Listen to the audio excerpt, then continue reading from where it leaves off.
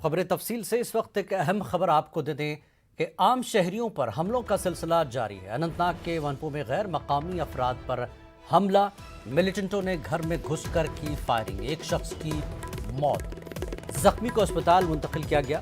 Security forces ने इलाके का मुहासरा किया है। बड़ी खबर इस वक्त की, आम शहरियों पर हमलों का सिलसिला जारी है। अनंतनाग के वनपुर में गैर मकामी अफराद पर हमला, मिलिटेंटों ने घर में घुसकर की फायरिंग, एक शख्स की हुई मौत, जख्मी को अस्पताल मुंतकिल किया गया है और सिक्योरिटी फोर्सेस ने इलाके का मुहासरा किया है।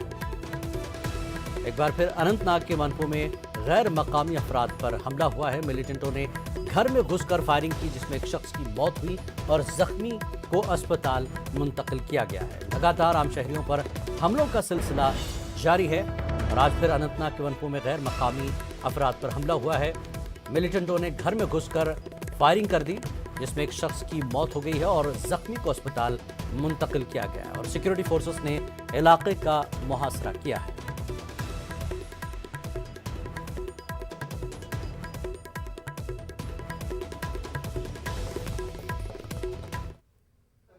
मोहम्मद जुल्फकार जी, आप कहाँ से हो? वनपुर में रहते हैं सर। तो क्या हुआ वहाँ पे वनपुर में? वहाँ पे हम लोग रूम पे बैठे हुए थे, अचानक ये लोग आया, उधर से दौड़े हुआ, बोलता गोली लग गया इनको। फिर वहाँ से लेके हम आए डॉक्टर के तो पास। कितने बंदों का गोली लग गई है? लगभग वहाँ 3 आदमी थे सर। तो अभी क्या स्थिति है उनकी? उनकी तो वो 2 का पता नहीं है लग रहा।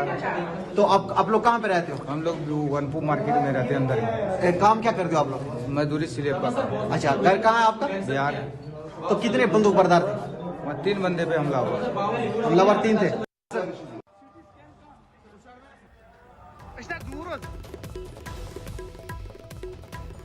और इस वक्त मजीद जानकारी के लिए हमारे नुमाइंदे मुदस्सिर हमारे साथ जुड़ चुके हैं। मुदस्सिर, अभी इस वक्त अनंतनाग के वनपुर में जो हमला हुआ है, एक शख्स की मौत हो गई है, जख्मी एक शख्स हुआ है, क्या कुछ अपडेट अब इस वक्त आप दे रहे हैं हमें?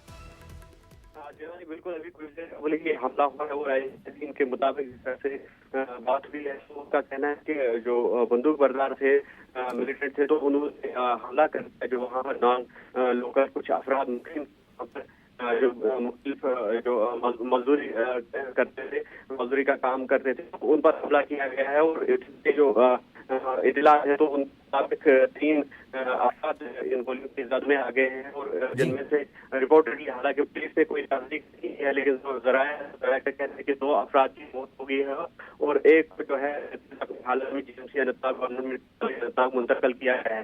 तो वाकई फौरन बाद जो है पुलिस, आर्मी या फिर पैरामिलिट्री फोर्सेज है, पूरे इलाके का मुहासरा किया है। जो मफरूर हमलावर रिलेटेड है तो उनकी तलाश जो है शुरू से जारी है। हालांकि अभी इस बात की कोई तस्दीक नहीं हुई है कि ये जो 2 गैर मकामी जो अफराद थे, तो उनकी हलाकत, एक शख्स जरूर उसको जीएमसी लाया गया है, लेकिन के हवाले से यह खबर है कि 2 नॉन लोकल से जिनका ताल्लुक बिहार से बताया जा रहा है, तो उन दोनों अफराद की इस हमले में हत्या हुई है। मुदस्सिर, घर में घुसकर फायरिंग की गई है, कितने मिलिटेंट देखे गए हैं वहां पर? जो यानी शाहिदीन हैं, उन्होंने कुछ बताया है कि कितने मिलिटेंट जो है वहां पर घर में घुसकर इन्होंने फायरिंग की? जी, जिस तरह से तो उनका कहना है कि ये पता नहीं चल पाया है, अंधेरा था, शाम का है, तो उसमें ये दिखाई नहीं दिया था कितने मिलिटेंट, कितने हमलावर हैं, लेकिन ये बात जरूर सामने आ रही है कि फायरिंग अंदाज नहीं है। तो जो 3 वहाँ पर तो मौके पर 2 की लागत जो है हुई है और एक को जख्मी हालत में जीएमसी अस्पताल मुंतकिल की है। और जरा का ये भी कहना है कि डीआर जो है तो उन्होंने इस हलाकत की जिम्मेदारी कबूल की है। हालांकि जैसे मैंने बताया कि पुलिस की जानिब से अभी तक कोई भी तस्दीक नहीं हो पाई है, ना ताकतों के बारे में और ना ही ऑर्गेनाइजेशन के बारे में कि कौन सी मिलिटेंट इसमें जो है वो, क्योंकि ये एरिया जो है पहले सिक्योरिटी के एतबार से काफी सेंसिटिव माना जाता है। तो ऐसे में जो लगातार जो किलिंग्स हो रही है, सिविलियन किलिंग्स हो रही है और उसमें नॉन लोकल्स पर भी हमले हो रहे हैं, यकीनी तौर पर एक बड़ा चैलेंज हो है सिक्योरिटी जो एजेंसीज हैं तो उनके लिए, और उससे निपटने के लिए जो हिकमत अमली अपनाई जा रही है। तो ऐसा लग रहा है कि अभी तक जमीनी सतह पर उसका कोई हासिल अभी तक नहीं हो पा रहा है। जी मुदस्सिर, 2 लोगों की मौत हुई है, एक जख्मी हुआ है, तो ये घर में जुमला कितने लोग थे? क्या आसपास के मकानों में भी इन्होंने घुसकर फायरिंग की? क्या कुछ अपडेट अभी मिला है?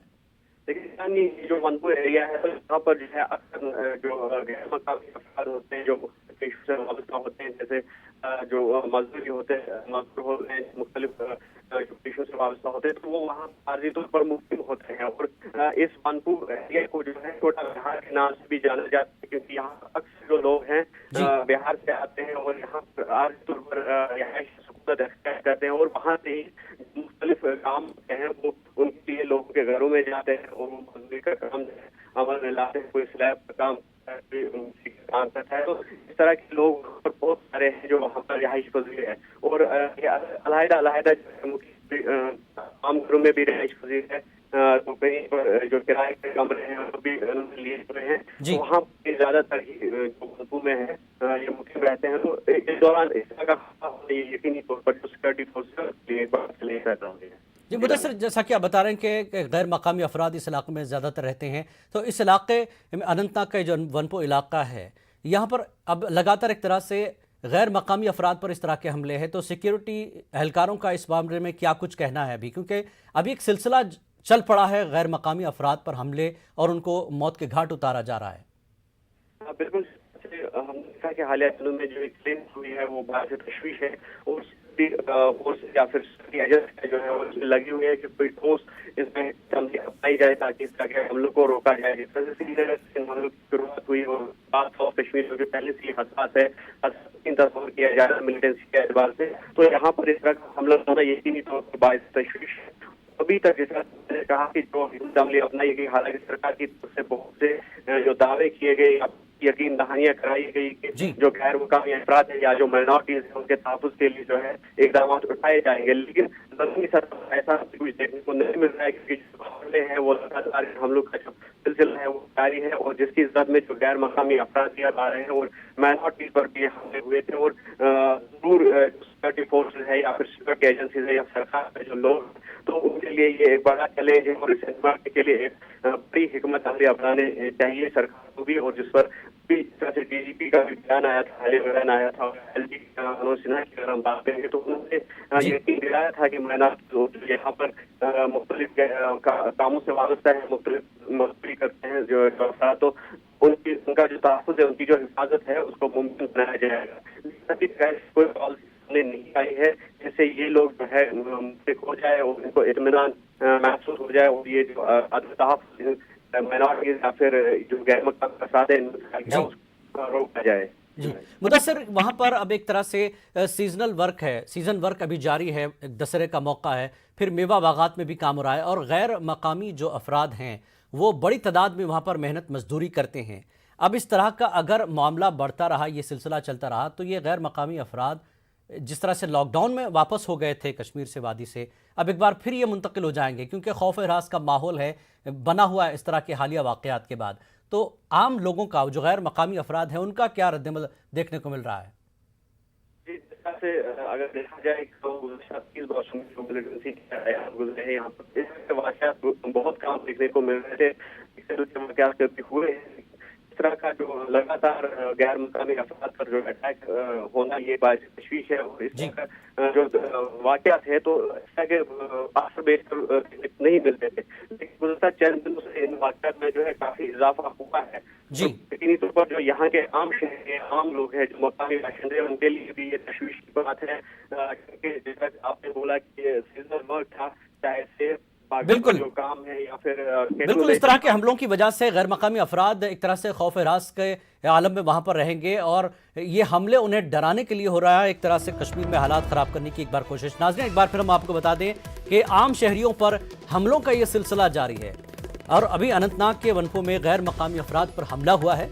मिलिटेंटों ने घर में घुसकर फायरिंग की है, हालिया अक़लियती तबके के लोगों पर हमला हुआ, उनकी हलाकतें हुई, और अब फिर गैर मकामी अफराद जो मेहनत मजदूरी करते हैं वो निशाने पर है मिलिटेंटों के, और इस बार मिलिटेंटों ने घर में घुसकर फायरिंग की, जिसमें 2 गैर मकामी मजदूरों की मौत हो गई है और एक जख्मी को अस्पताल मुंतकिल किया गया है। तो सिक्योरिटी फोर्सेस ने इलाके का मुहासरा कर लिया है और अभी तलाशी कार्रवाई भी जारी है। लेकिन एक बार फिर कश्मीर में गैर मकामी अफराद निशाने पर हैं जो मेहनत मजदूरी करते हैं। हालिया पिछले 2-3 दिन में इस तरह के वाक़यात हो चुके हैं, गैर मकामी अफराद निशाना बन रहे हैं मिलिटेंट्स का, और एक बार फिर अनंतनाग के वनपो में गैर मकामी अफराद ने हमला कर दिया है। तो मुदस्सिर से गुफ्तगू का सिलसिला जारी रखते हैं। मुदस्सिर, अपनी आप बात पूरी कर लें। जिस तरह से हमने आपसे पूछा कि गैर मकामी मजदूर इस वक्त निशाने पर हैं, और अगर यही हाल चलता रहा तो वहाँ पर काम करने वाले जो मजदूर हैं वो एक तरह से फिर उनकी कमी होगी, और कश्मीर के लोगों जो काम के लिए वहाँ लाते हैं, फैक्ट्रीज हैं, बागात हैं, मेवा बागात हैं या किसानी हैं, इस मामले में फिर एक बार जो है अफरादी कुव्वत का मसला हो जाएगा। बिल्कुल जिलानी, आपकी बात सही है। जिस तरह से आपने बोला कि सीजनल लेबर की जो बात चल रही है, तो यकीनी तौर पर ये यहाँ के लोगों के लिए भी एक तशवीश की बात है, क्योंकि अक्सर जो काम है वो यहाँ के जो लोग हैं वो डिपेंडेंट होते हैं, जो गैर मकामी अफराद होते हैं, पेशेवर अफराद होते हैं या हुनरमंद अफराद होते हैं, चाहे मिस्त्री का काम हो, स्लैब का काम हो या फिर सेब बागात की अगर हम बात करेंगे, हॉर्टिकल्चर सेक्टर में भी अब ये लोग जो है नुमाया किरदार अदा करते हैं, या फिर एग्रीकल्चर सेक्टर की अगर हम बात करेंगे तो वहाँ पर भी इनकी खिदमत जो है वो हासिल की जाती है। तो इस तरह से जो ये हमले अगर लगातार होते रहे या फिर इन हमलों का जो सिलसिला है वो अगर जारी रहा, तो यकीनी तौर पर जो अफरादी कुव्वत है, जो मैन पावर है, तो उसमें यकीनी तौर पर कमी आ जाएगी, और यकीनी तौर पर ये यहाँ के वर्क कल्चर के लिए भी जो है बाइस तशवीश होगा। इस पर जो यहाँ का वर्क कल्चर है तो उस पर जो है मनफी असरात मुरतब होंगे। तो ऐसे में ये कोशिश होनी चाहिए सरकार की या फिर इंतजामिया की या पुलिस की अगर हम बात करेंगे कि इन जो ऐसे जो अफराद हैं, इन गैर मकामी अफराद का तहफ़्फ़ुज़ जो है वो यकीनी बनाया जाए, और इसके लिए जो वाज़ेह हिकमत अमली है उसको मुरतब किया जाए, एक ठोस सिक्योरिटी पॉलिसी अपनाई जाए। जैसा कि मैंने पहले भी बोला कि जो एलजी मनोज सिन्हा है उन्होंने इस बात को काफी सीरियस लिया है, या फिर डीजीपी जो है तो बयानात आए हैं, हालिया बयानात जो सामने आए थे, लेकिन ऐसी कोई पॉलिसी सामने नहीं आ पाई है अभी तक कि जो ये लगातार जो हमलों का सिलसिला है उसको रोका जा सके। जिलानी जी मुदस्सिर, कल की ये खबर थी कि मारूफ सियासी समाजी रहनुमा है खेमलता वाकलू, उन्होंने कहा कि कश्मीरी अवाम को इस मामले पर अब उठ खड़े होने की जरूरत है, आम लोग अब इसकी मजम्मत करें, आगे आएं, तभी ये मामले रुक सकते हैं। बिल्कुल, जिस तरह से हमने देखा कि सिविल सोसाइटी की अगर हम बात करेंगे या फिर पॉलिटिकल कैडर की बात करेंगे या फिर आम लोगों की अगर हम बात करेंगे तो काफ़ी मजम्मत हो रही है इस तरह के वाक़यात की। तो श्रीनगर की अगर हम बात करेंगे तो हालिया जो बयानात आए हैं आइमा मसाजिद से, मुख्तलिफ जो मसाजिद है या फिर दीनी दरगाह है, तो दीनी उलमा है, तो उन्होंने ऐसे बयानात दिए हैं कि जो ये हलाकतें हैं इनकी मजम्मत की है और इन हलाकतों को रोकने पर जोर दिया है। तो सिविल सोसाइटी की अगर हम बात करेंगे तो ऐसे बयानात भी सामने आए हैं कि इस तरह की हलाकतों की मजम्मत हुई है, और जो यहाँ के लोग हैं उनको उठ खड़ा होने की अपील भी की गई है ऐसे हलाकतों के खिलाफ। तो ऐसे अब भी नहीं है कि आवाज नहीं उठ रही है इन हलाकतों के खिलाफ, लेकिन एक डर का माहौल है, खौफ का माहौल है जो हर किसी के जहन में है। ऐसा ही नहीं है कि जो माइनॉरिटीज है या फिर जो गैर मकामी अफराद हैं वो इस खौफ का शिकार हुए हैं, बल्कि पूरा जो कश्मीर की आबादी है, कश्मीर की पॉपुलेशन है, वो इस खौफ में मुब्तला हो गई है इस वक्त, और यकीनी तौर पर जो सिक्योरिटी सिचुएशन है वो डिटेरियोरेट हो गई है, और उसको सिक्योरिटी सिचुएशन को ठीक करने की जो है अशद जरूरत है अभी।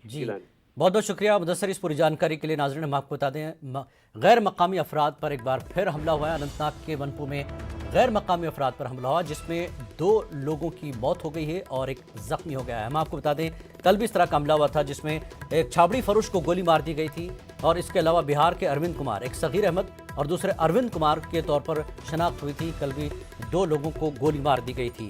एक ईदगाह इलाके श्रीनगर में ईदगाह इलाके में मिलिटेंटों ने यह कार्रवाई की थी। आज अनंतनाग के वनपू में गैर मकामी अफराद फिर एक बार मिलिटेंटों के हमले में हलाक हुए हैं। तो 2 हलाकतें हुई हैं और एक शख्स जख्मी हुआ है।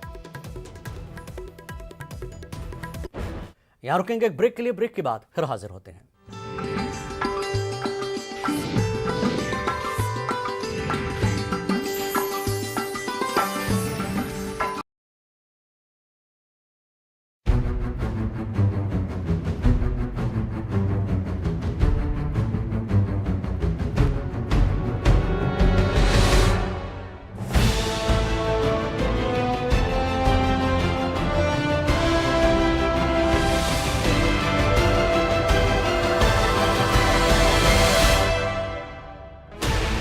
Sixteen channels, 15 languages, 26 states, 1,200 plus reporters, 66.9 crore viewers. India's largest news network, News 18 Network.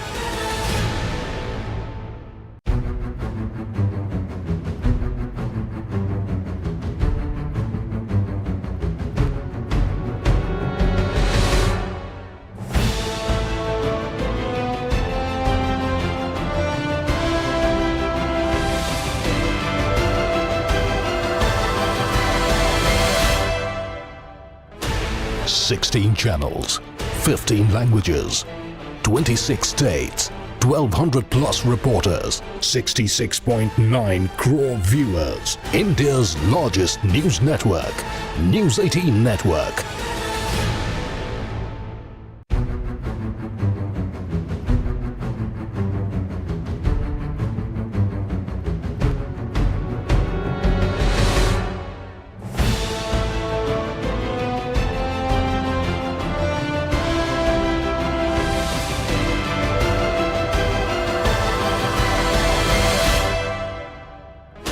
Sixteen channels, 15 languages, 26 states, 1200 plus reporters, 66.9 crore viewers. India's largest news network, News 18 Network.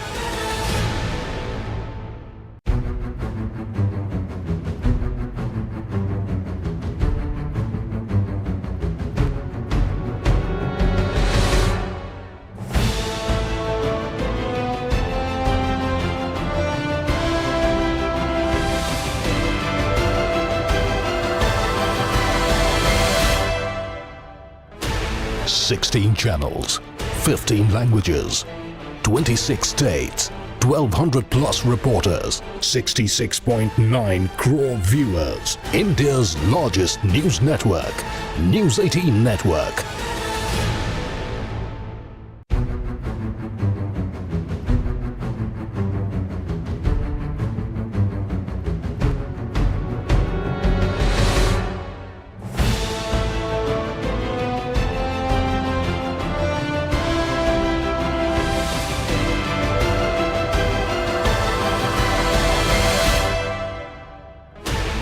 Sixteen channels, 15 languages, 26 states, 1200 plus reporters, 66.9 crore viewers. India's largest news network, News 18 Network.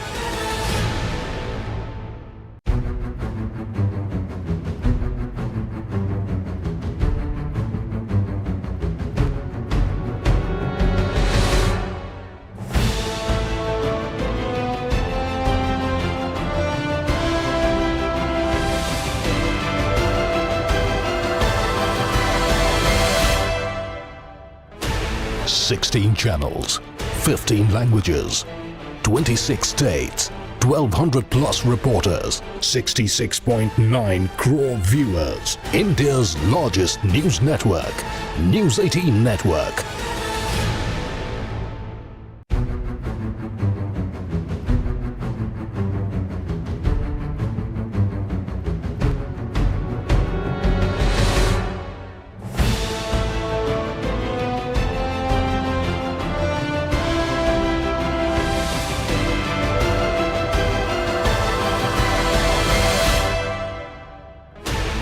Sixteen channels, 15 languages, 26 states, 1200 plus reporters, 66.9 crore viewers. India's largest news network, News 18 Network.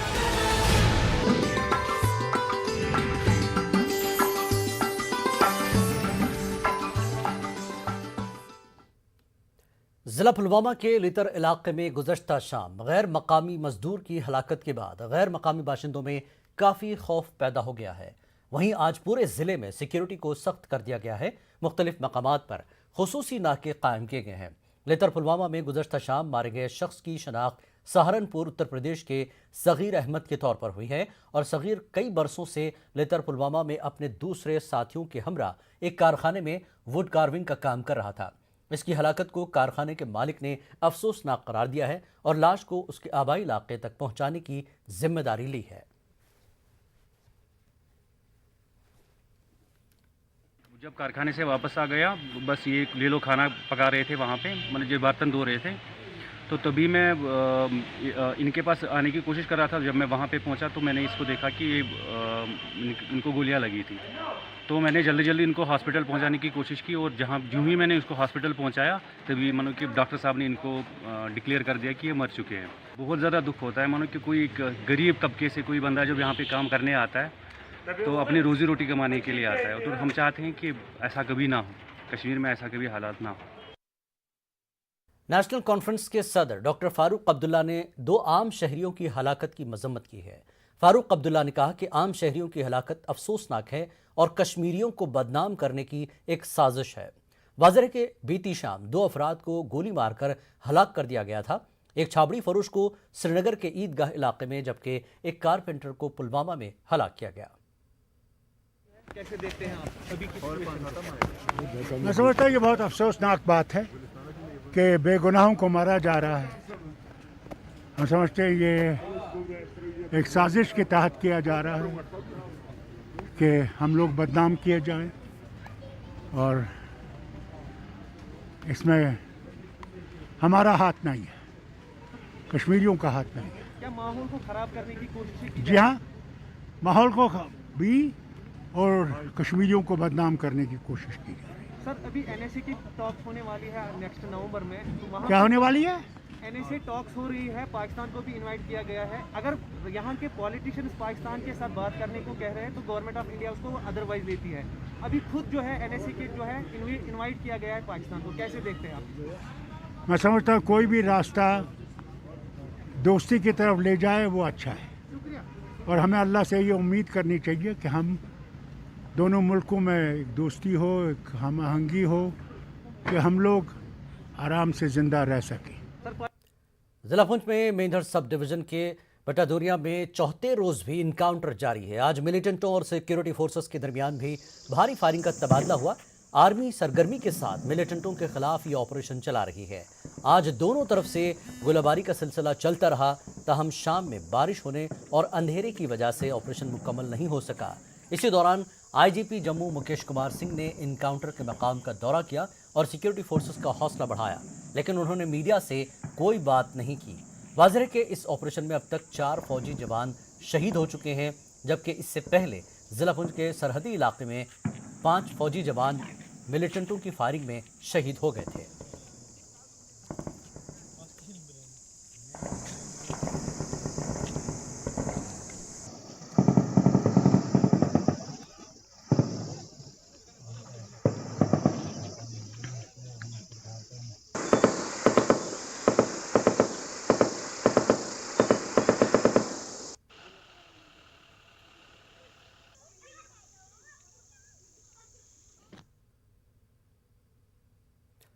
Security forces और मिलिटेंटों के बीच झड़प की वजह से Jammu Poonch highway पर traffic की नकलो हरकत को चौथे रोज भी मुअत्तल रखा गया। कश्मीर से आए बकरवाल फंस कर रह गए हैं, उन्हें आगे जाने की इजाजत नहीं दी जा रही है। इन अफराद के मुताबिक खाने पीने का मसला पैदा हो गया है। इलाके में मुसलसल सर्च ऑपरेशन किया जा रहा है। हाईवे पर तैनात फोर्सेस हर राहगीर पर नजर रखे हुए हैं।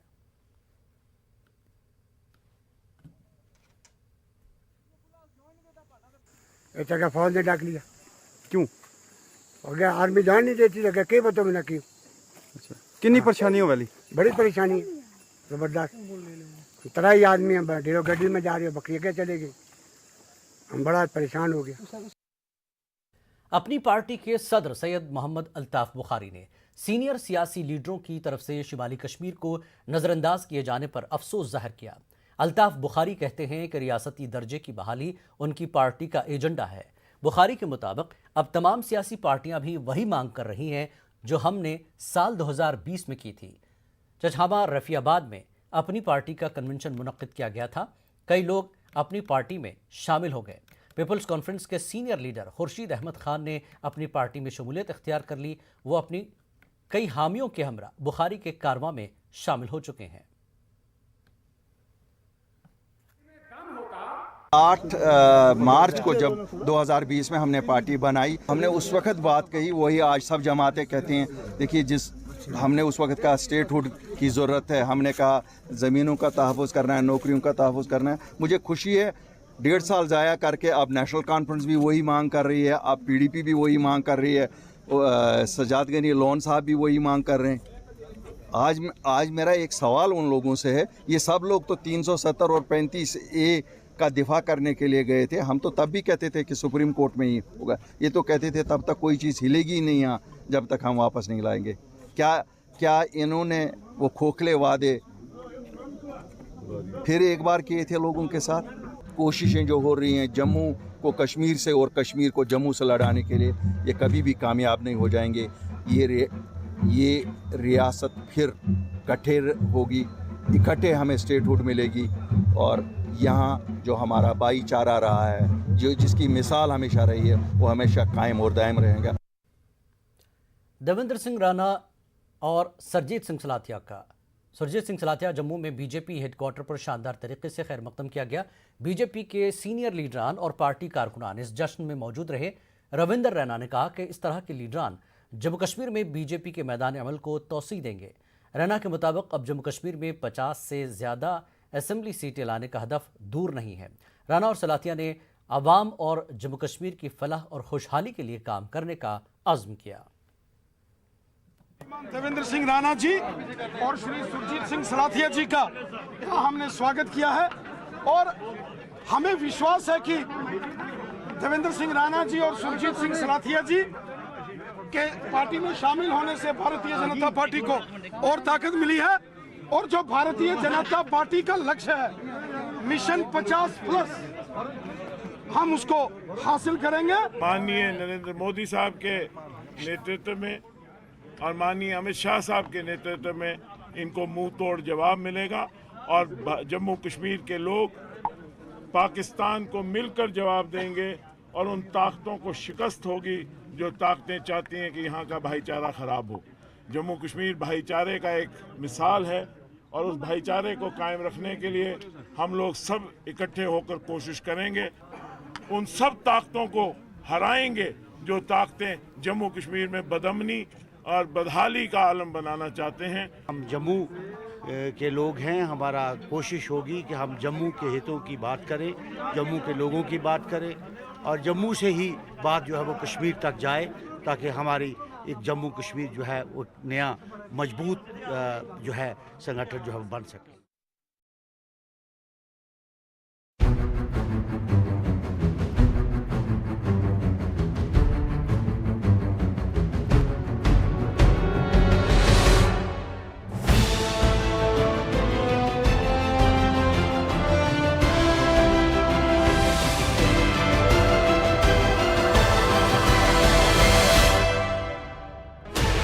$16 channels, 15 languages, 26 states, 1,200 plus reporters, 66.9 crore viewers. India's largest news network, News 18 Network.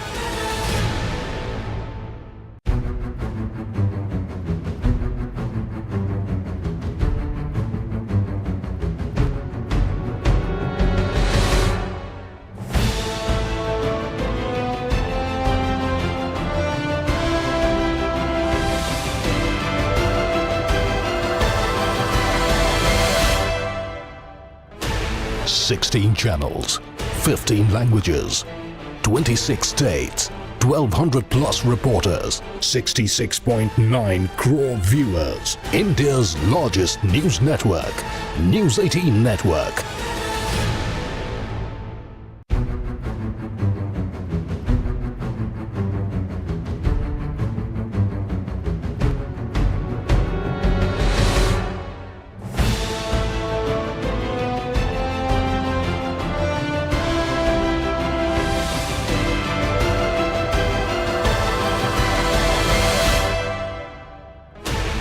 $16 channels, 15 languages, 26 states, 1,200 plus reporters, 66.9 crore viewers. India's largest news network, News 18 Network.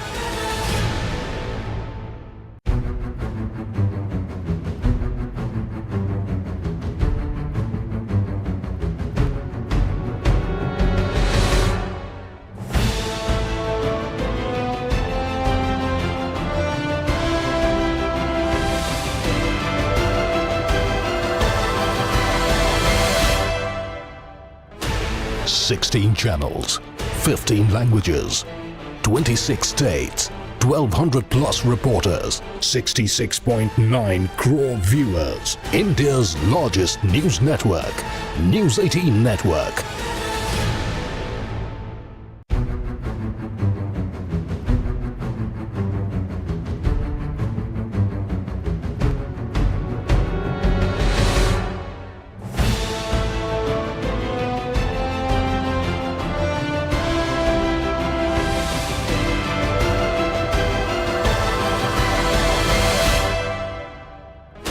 16 channels, 15 languages, 26 states, 1200 plus reporters, 66.9 crore viewers. India's largest news network, News 18 Network.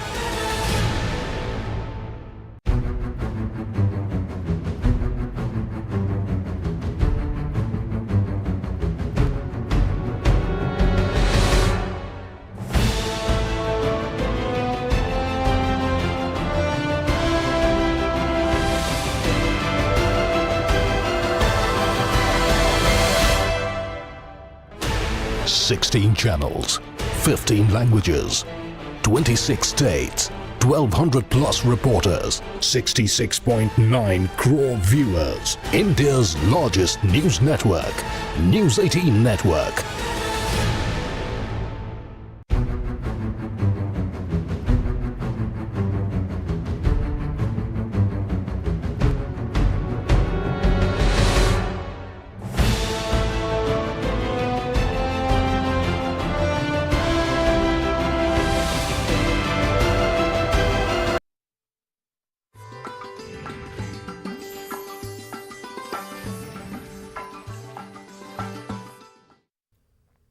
Kashmir news में एक बार फिर आपका खैर मकदम है। जम्मू कश्मीर के लोगों का domicile तैयार कराने के लिए हुकूमत मुल्क के मुख्तलिफ मकामात पर कैंप लगवा रही है। नोएडा के सेक्टर 34 में भी एक कैंप लगाया गया, जिससे तकरीबन 150 अफराद ने इस्तेफादा किया। 600 के करीब डोमिसाइल सर्टिफिकेट बनाए गए। रिलीफ कमिश्नर जम्मू अशोक पंडिता के हाथों डोमिसाइल सर्टिफिकेट दिए गए। इस मौके पर कश्मीरी माइग्रेंट पंडितों के चेहरों पर खुशी देखी गई। उनका कहना है कि लंबे वक्त से इसका इंतजार था। कश्मीरी माइग्रेंट वेलफेयर एसोसिएशन के ओहदेदारों ने कहा कि अब तक नज़रअंदाज किया जा रहा था। उन्होंने वज़ीर आज़म नरेंद्र मोदी का शुक्रिया अदा किया।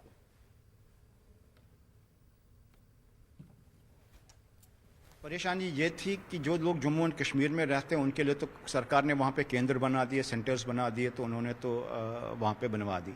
लेकिन जो एक करीब हमारे 1-1.5 लाख लोग जो कश्मीरी समाज के विस्थापित हैं, जो कि जम्मू कश्मीर से बाहर रहते हैं, उनके लिए समस्या खड़ी हो गई कि वो कैसे ये डोमिसाइल सर्टिफिकेट अप्लाई करें। तो गवर्नमेंट ने एक पोर्टल बनाया था पिछले साल, लेकिन लोगों की एक्सपीरियंस उसके साथ में सही नहीं रही। इस बार एक बहुत ही अच्छा सराहनीय एक कदम उठाया स्टेट गवर्नमेंट ने कि उन्होंने कहा जी कैंप्स लगवा दिए जाएं, जहाँ पे भी एक सिग्निफिकेंट परसेंटेज ऑफ विस्थापित कश्मीरीज रहते हैं। ये जो कार्यक्रम मोदी सरकार ने शुरू किया डोमिसाइल बनाने का, इससे हमारी जान में जान आ गई। नहीं तो पिछले 30 साल से हम अपने आप को नेगलेक्ट ही समझते थे कि हमने जम्मू कश्मीर से हाथ धो दिया। लेकिन इससे ये उम्मीद है कि हम हमारी जो प्रॉपर्टी वहाँ छूटी है, जो वहाँ पे इनिशिएटिव्स मिलेंगे, जो गवर्नमेंट की पॉलिसीज़ वहाँ आएंगी, उनमें हमें भी भागीदारी मिलेगी। और इस डोमिसाइल का जो सबसे बड़ा महत्वपूर्ण लाभ होगा, पहले कश्मीरी लड़की अगर जम्मू कश्मीर से बाहर ब्याही जाती थी तो वो सारे राइट्स अपने लूज कर जाती थी। अब इससे ये है कि उसको भी हक मिलेगा। हार्मोनी कल्चरल फाउंडेशन के ज़ेर एहतमाम टीचर्स भवन जम्मू में एक अवार्ड तकरीब मुनक्किद की गई। इस महफिल में मुमताज़ अदीबों, फनकारों और सहाफ़ियों को उनके शोबों में नुमाया कारकर्दगी और ताउन पर अवार्ड से नवाजा गया। मुख्तलिफ शोबे हयात में कारहाय नुमाया अंजाम देने वाली मुअज़्ज़ज़ शख्सियात की इज़्ज़त अफजाई की गई। नामवर मुसन्निफ़ और तारीख़दां ज़रीफ़ अहमद ज़रीफ़ को अवार्ड दिया गया है। मुमताज़ व मारूफ गुलकार कैलाश मेहरा, कालम निगार रविंदर कौल को अवार्ड्स देकर उनकी खिदमात का एतराफ़ किया गया। न्यूज़ 18 के ग्रुप एडिटर और शायर राजेश रैना को भी अवार्ड दिया गया।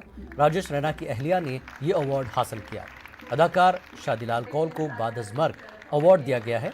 गोकुल डेम्बी और दीगर मुअज़्ज़ज़ीन को भी इज़्ज़त अफजाई की गई।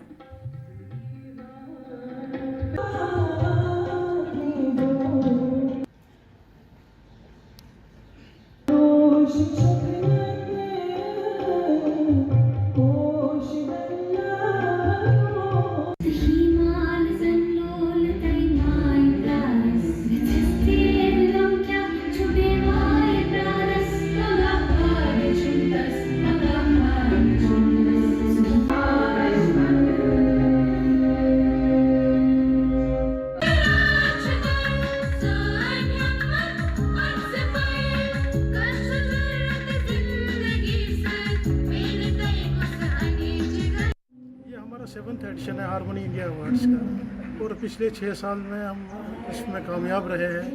हमारी यही कोशिश रहती है कि हम जितने भी एमिनेंट पर्सनैलिटीज़ हैं जिन्होंने आर्ट और कल्चर में काम किया है और जिन्होंने नाम कमाया है, उनको हम किसी न किसी अवार्ड से नवाजें।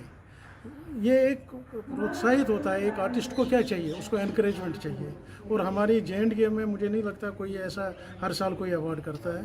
हारमोनी इंडिया का ये 7वां एडिशन है। I am thankful to all people जिन्होंने इसमें हमें सपोर्ट भी किया है और हमें ब्लेसिंग्स दी, लव दिया।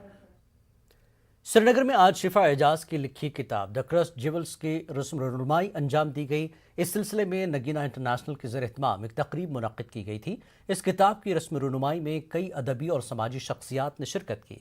शिफा एजाज के वालिदैन ने इस मौके पर कहा कि अगर बच्चे मोबाइल फ़ोन में गुम रहने के बजाय लिखने पर तवज्जो दें तो उनकी बेहतर ज़हनी नशोनुमा होगी।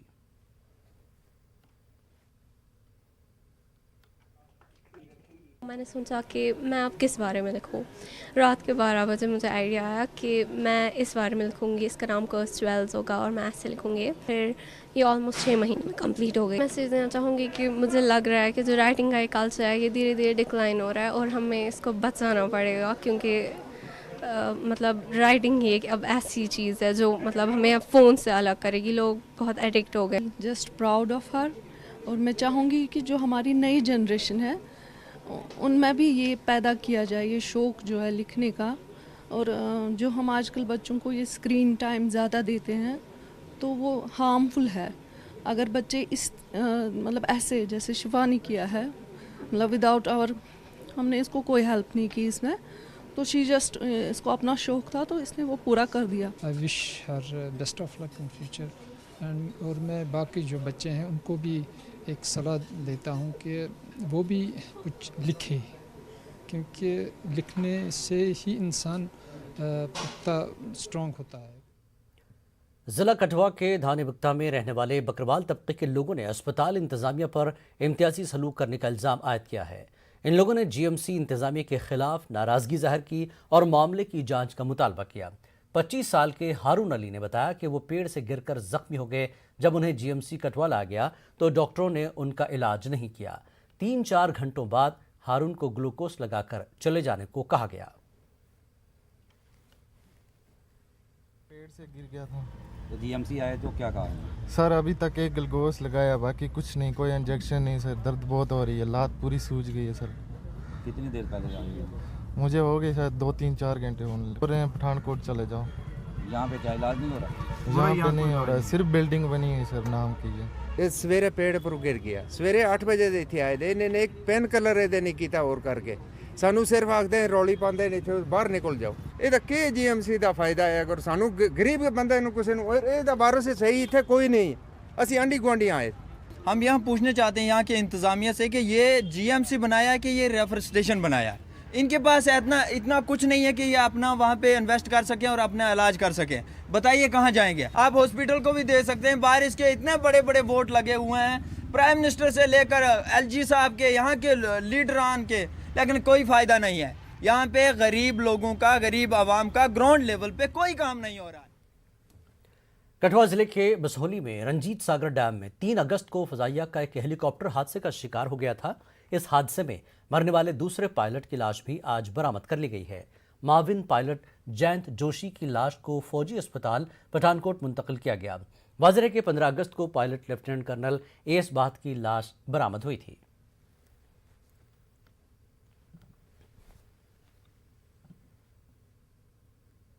भद्रवाह चंबा रोड पर आज दोपहर एक गाड़ी खाई में गिर गई। इस हादसे में 2 अफराद की मौत हो गई और एक शख्स जख्मी हो गया। महलूकीन की शनाख्त सतिंगल गांव के 45 साला एजाज अहमद और 42 साला रवि कुमार के तौर पर हुई है। इरफान अहमद जख्मी हैं, जिन्हें SDH भदवा मुंतकिल किया गया। घर वालों के मुताबिक तीनों अफराद पटरी जंगलात में लकड़ियां इकट्ठा करने गए थे। महलूकीन में PDD का एक मुलाजिम शामिल था।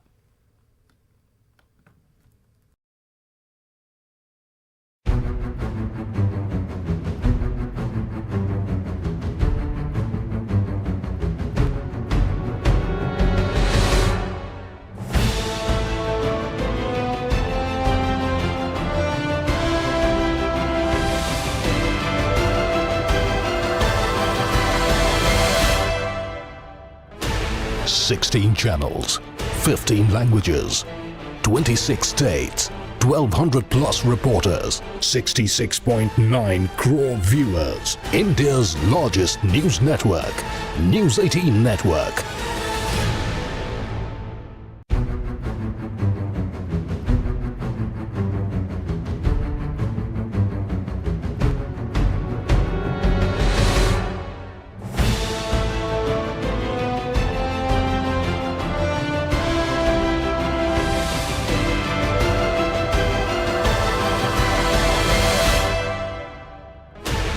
Sixteen channels, 15 languages, 26 states, 1200 plus reporters, 66.9 crore viewers. India's largest news network, News 18 Network.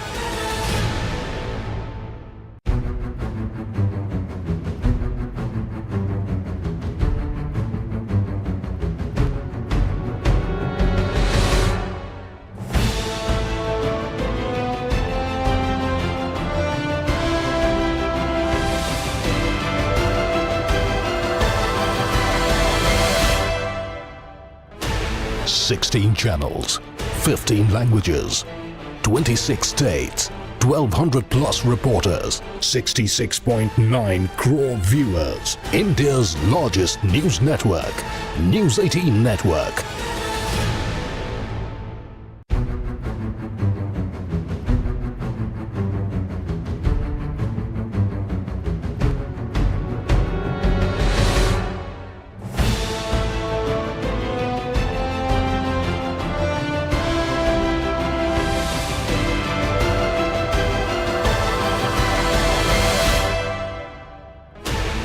Sixteen channels, 15 languages, 26 states, 1200 plus reporters, 66.9 crore viewers. India's largest news network, News 18 Network.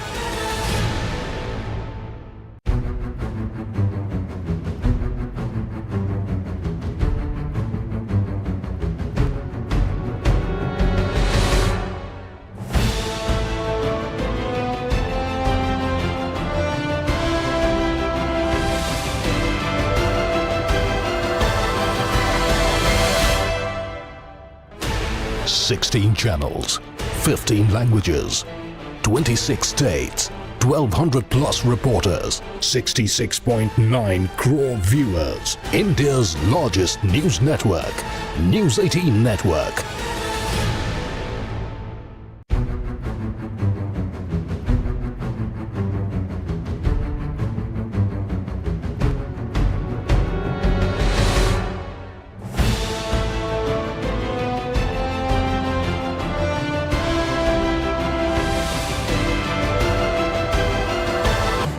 इस न्यूज हेडलाइंस के प्रायोजक पेट सफा आयुर्वेदिक चूर्ण, पेट सफा हर रोग दफा।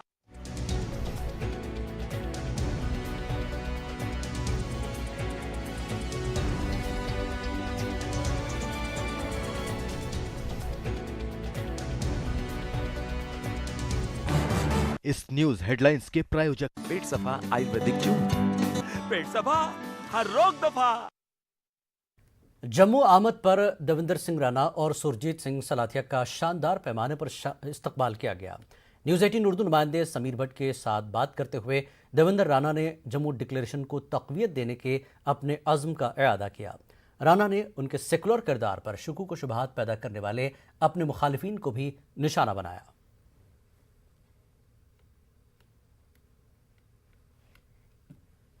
मैं लोगों के का मशकूर हूँ, जो प्यार उन्होंने दिया मैं लफ्ज़ों में बयान नहीं कर सकता। जिस जन समूह ने हमारा इस्तकबाल किया, जिसमें हर वर्ग के लोग थे, हर इलाके के लोग थे, हर मज़हब के लोग थे, ये जम्मू ने बहुत बड़ा एहसान हम पे किया है। मैं जम्मू का ऋणी हूँ, जम्मू कश्मीर के लोगों का ऋणी हूँ,